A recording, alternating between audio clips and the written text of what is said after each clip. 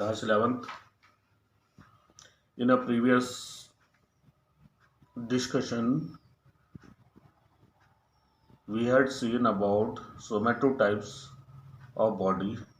There are three types of classification according to their body, and we had came to understood about endomorph, mesomorph, and ectomorph.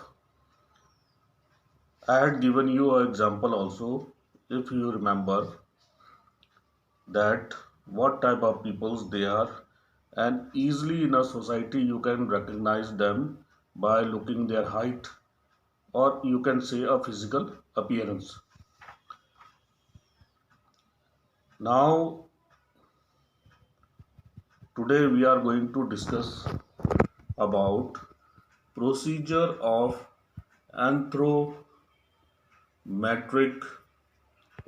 and measurement height, weight, arm and leg length. This is very important to measure. You are surprised to know that even arms and legs are measured, because you know the framework of our body's skeleton system, and how we can come to know that any limb or any part of the body is short by measuring them. By measuring them, even when we measure your height, you had seen in a class there are different types of students. Some are very tall, some are less tall. Even the age of that child is or a group is same. So why there is a difference of that another is tall and next one is short, and how we came to know about them that he is tall and he is short? By taking a proper measurement, we came to know about a certain student or a person that he is tall.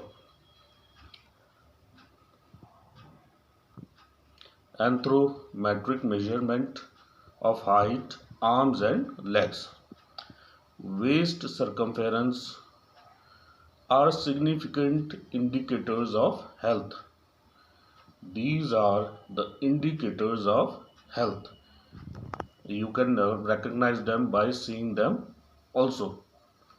These measurements indicate whether an individual body measurements are proper for the individual chronological age.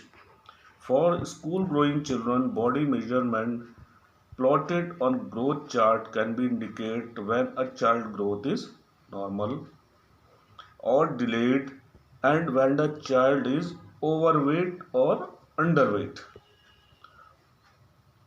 All these show an significant indicators of our health. Measurement of height. It is very important. Measurement of height. How we can take height of a child? So there is a procedure or preparation, you can say, and this question is generally asked in board exams. So how we can measure a height of a child? Before that, we have to prepare many things. Children should remove shoes, socks, and jackets or any other heavy clothes that a child is wearing. The floor surface should be hard and flat.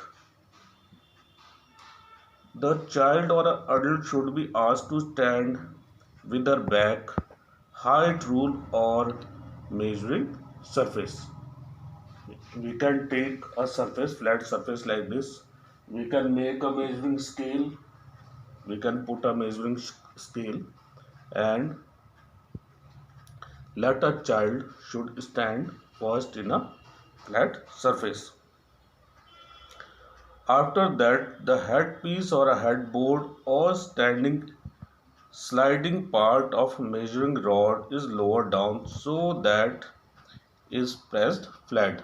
The measuring rod, it comes up to here, it is above and it comes up to here, and from in which the measuring rod shows the indication of centimeter, that is their proper height.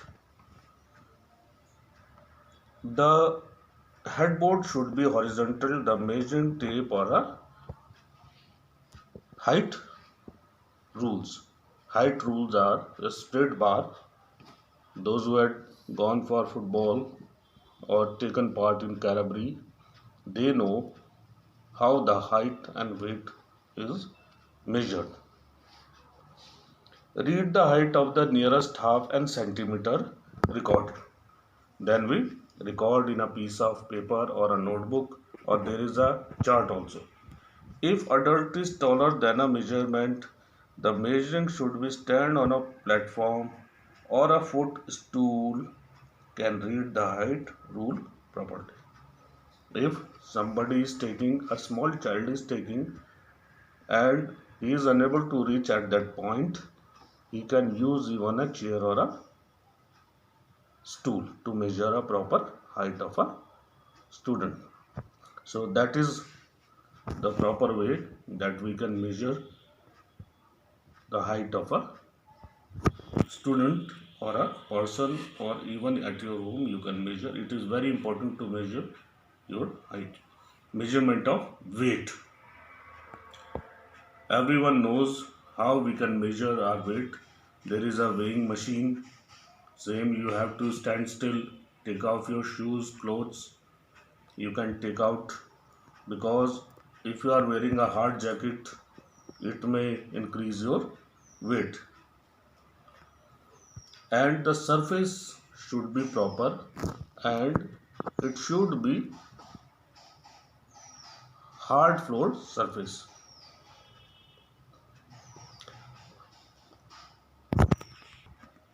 Procedure for measurement of arm length. Our arm, this is our arm, from here to here is our arm, and there is a proper procedure to measure arm from our shoulder level to the elbow, then from elbow to our point, finger point. Why we are measuring our arm length, and what is the importance to measure our arm length? See, the arm length is measured by a flexible steel tape. There is a, or you can say, a measuring tape. The child or adult stand side view and arm is measured by putting a tape. It is measured and record correct the nearest half of centimeter. Whatever the measurement is there, write it down.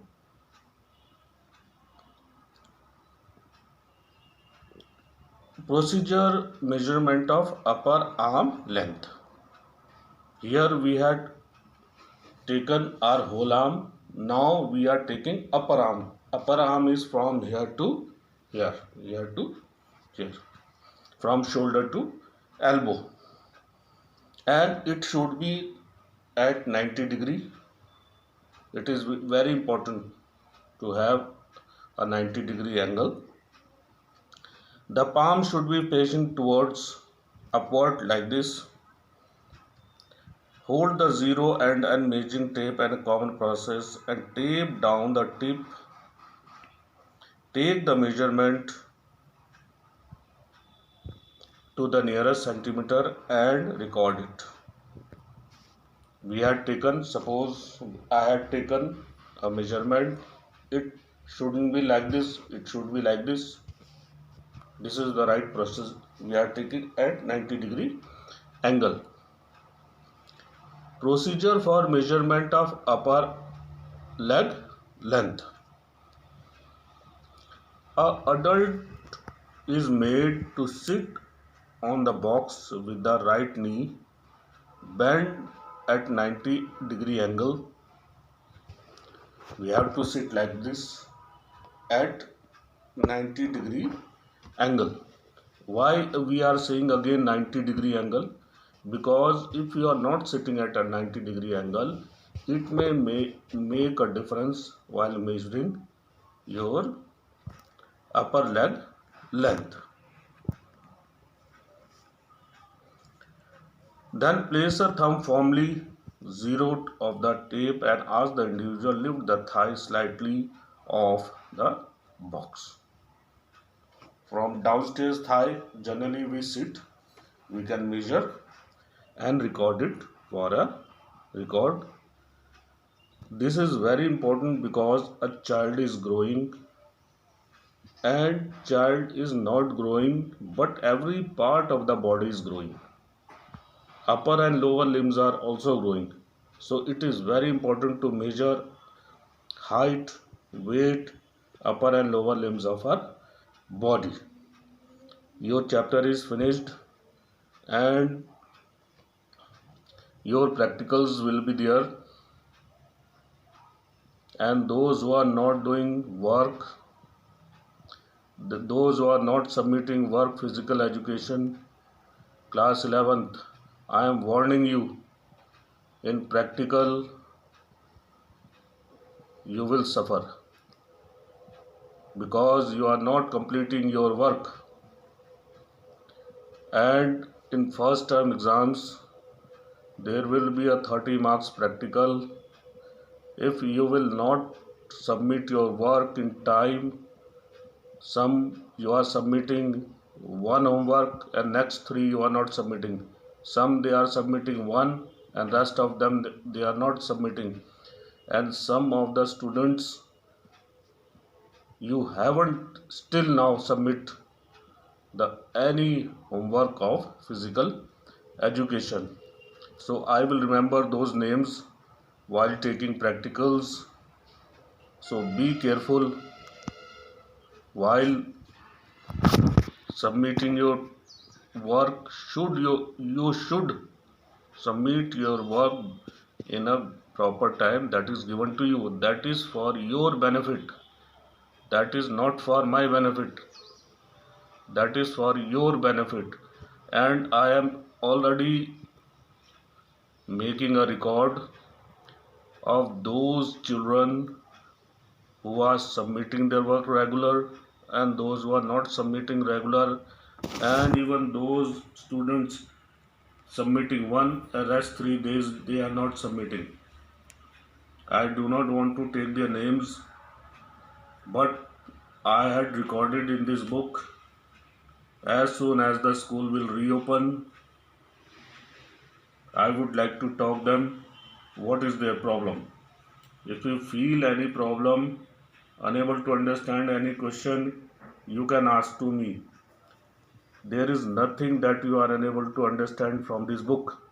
Everything is in the book. The matter is that you are unable to read the book. Go through the book, do your well, write all the questions, whatever you are given to you, and solve and submit it. This is the end of the chapter. Very soon we will complete next of the remaining chapters.